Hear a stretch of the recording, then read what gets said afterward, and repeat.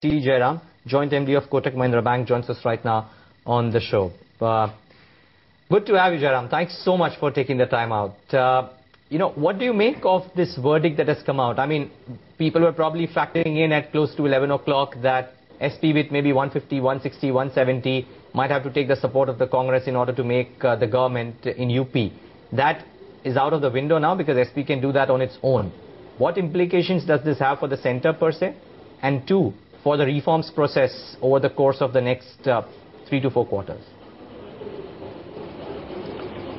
Well, I think before these results came out today, what I think broadly the market had factored in was that the SP would be the single largest party, but would need the support of the Congress to sort of make a majority in the UP Assembly. And I think they sort of further extrapolated to sort of say that that would then mean that the 22 MPs of the Samajwadi Party would become strongly part of the UPA, which meant that they would have to rely less on allies like Mamata Banerjee. And hence, further forecast that by virtue of that, the centre would be able to take stronger, whether it's reform measures or stronger steps.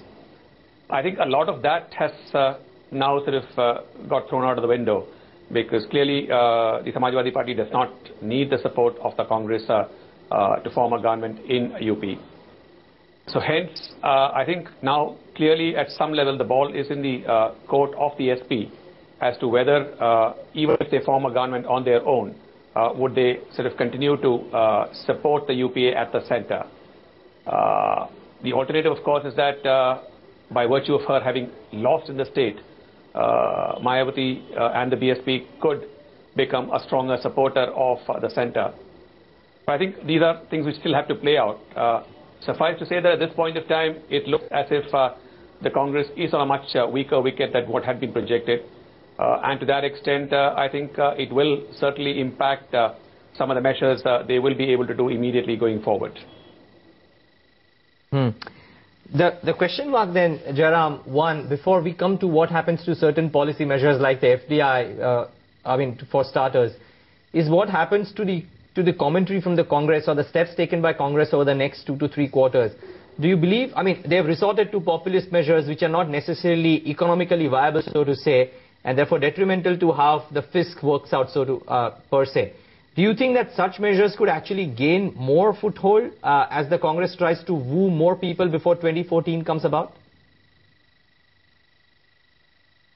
Well, I would probably think not, at least in the immediate future, because I think the immediate sort of event in the calendar is the budget. And I would like to believe that the finance minister, who's probably the most pragmatic person in the cabinet, will try his best to sort of control fiscal deficit and have it under some form of control. So I think it's unlikely that in the immediate short term you will see any majorly populist measures. However, as we get closer to 2014, whether the Congress will be tempted to do something like that, I think it's a question which can't be answered at this point of time.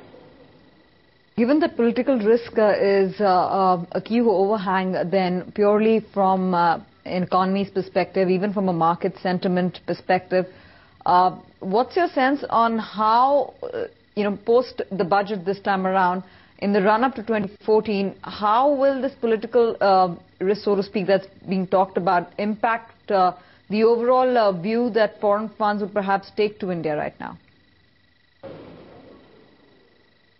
Well, there are two parts to this. I think one of the things which would be sort of a conservative way of looking at this is that clearly the Congress is a big loser at the end of today's round of elections. And to that extent, it's unlikely that you are going to see any aggressive second wave of reforms over the next 6 months to a year. So I think a lot of hopes which people had on some of that happening, I think needs to be put on hold. Having said that, in terms of flows which are likely to come in from global investors, a lot of that actually happens by virtue of global liquidity being available. And when that global liquidity starts looking for places to get invested, I think India is still a market which seems comparatively attractive to a lot of investors. And I think a lot of the flows that we have got earlier this year is really on the back of that. Okay, Jairam, what's the sense now for the markets then here on? I mean, we've spoken about flows per se, and let's assume that the budget doesn't really give out too many positive surprises, and he does what needs to be done exactly. And if the talk is to be believed that there could be an increase in excise duty, there could be some tinkering with how the auto companies pay duties, so on and so forth. If budget is the next big event that you're looking forward to, and elections are out of the way now, what is it that you would look to? What is it that you find favor with, and what is it that you believe should be avoided because the budget will have to tinker with that sector or those sectors in one way or the other?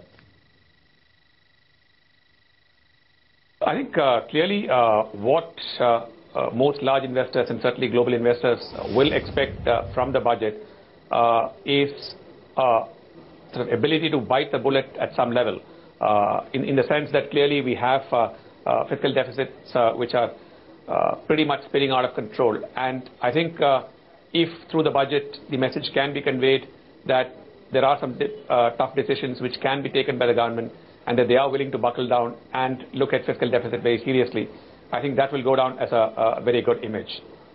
And I think the other important thing which I would look for is that if the finance minister during his budget focus a lot more on control of expenditure than trying to raise taxes too much at this level, because you have a question of whether growth will get impacted if taxes are to go up.